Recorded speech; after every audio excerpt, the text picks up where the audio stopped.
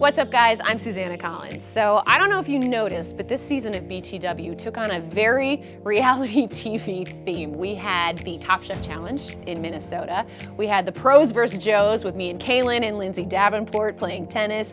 We had a Project Runway situation with the Red Bulls players and NYCFC. So for our season finale, we thought it'd be really fun to do a little True Hollywood story / behind the music kind of episode to give you a sneak peek of some of the gossip and the drama that happens behind the scenes that might not have made it on camera. And we might have gone just a little bit over the top. It's a lot of fun. We hope you like it.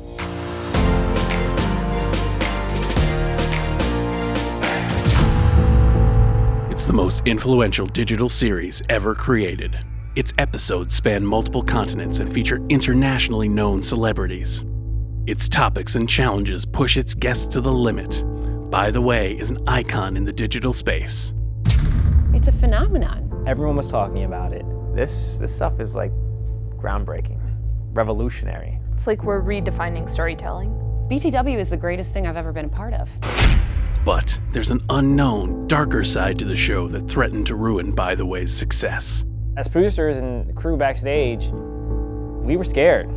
I didn't think I would ever drink a Heineken again. We didn't even know if we would have a show after that.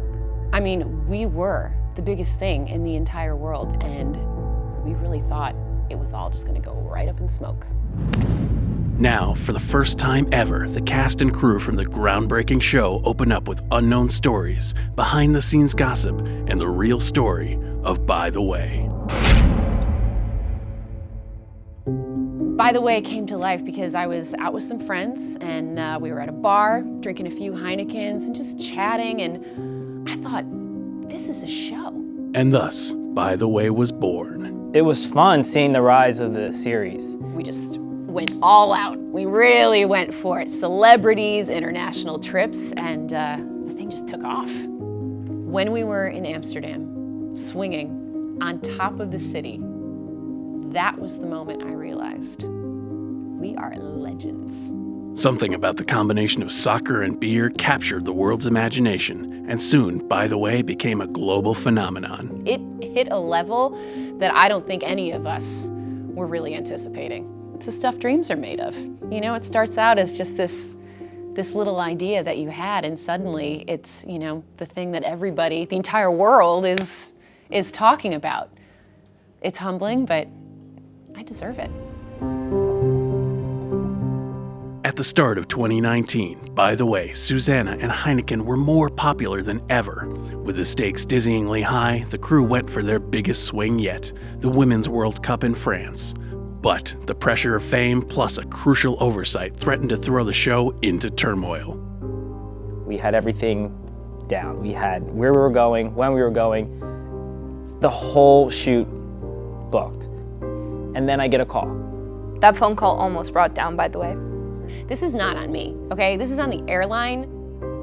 I arrived at the airport, and I go to the counter to check my bag, give the guy my passport, and he looks at it and he said, "Oh, you're not going anywhere. Your passport expires in 6 months." And I just straight up panicked.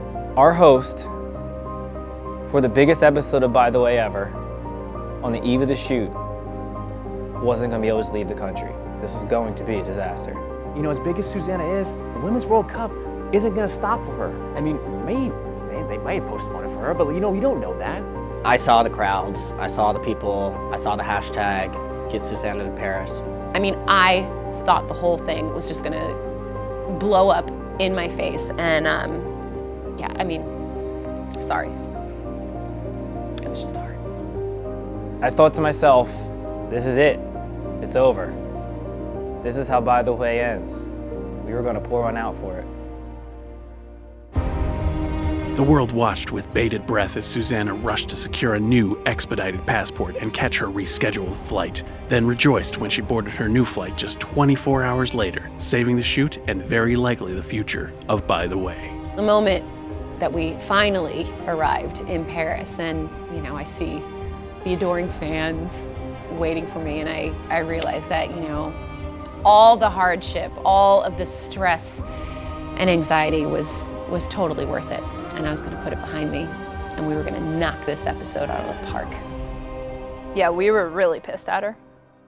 Going to an actual World Cup match is something that I had always dreamed of doing and never really thought that it was possible. So I shed legitimate tears at least 3 separate times on the day, walking in, when the anthems were played, and when the match started. But yeah, I couldn't help it. It was that big of a moment. It was special. But that was just the first obstacle in what would prove to be By the Way's most challenging season yet. As the cast grappled with fame, its guests were pushed to their limits, and at one point the moment almost proved to be too big for Susannah. I remember approaching Susannah with the idea of us having the opportunity to work with Lindsay Davenport for an episode. Former US Open champion, former women's #1. And we thought, she'd fall in love with the idea. This is, when do you ever get a chance doing this? This is playing a legend in the sport. It didn't work out that way. How the was I supposed to know Susannah never played tennis? This is my show. This is my idea. And you want me to look like an idiot? I don't think so. No, not happening. We'd have to go to her apartment, sit her down, and just try to convince her. Yeah, so, there were a lot of harsh words, tears, a lot of Heinekens, but I think we eventually found the solution at the bottom of one of those Heinekens. I think it turned out fantastic. Susannah returned a serve from Lindsay Davenport. How many people in the world can say they did that? And she did. Despite all the ups and downs, By the Way has remained true to its original vision and has captured the world's imagination along the way. This is gonna live on forever. What Susannah started was a revolution. And this revolution just didn't take over the United States, North America. This revolution was global. I think BTW has definitely defined a generation. We have found a global audience that connects with the messages and the ideas that we're putting out there, and it's built this entire community. And it just feels really humbling to be a part of something that great and important.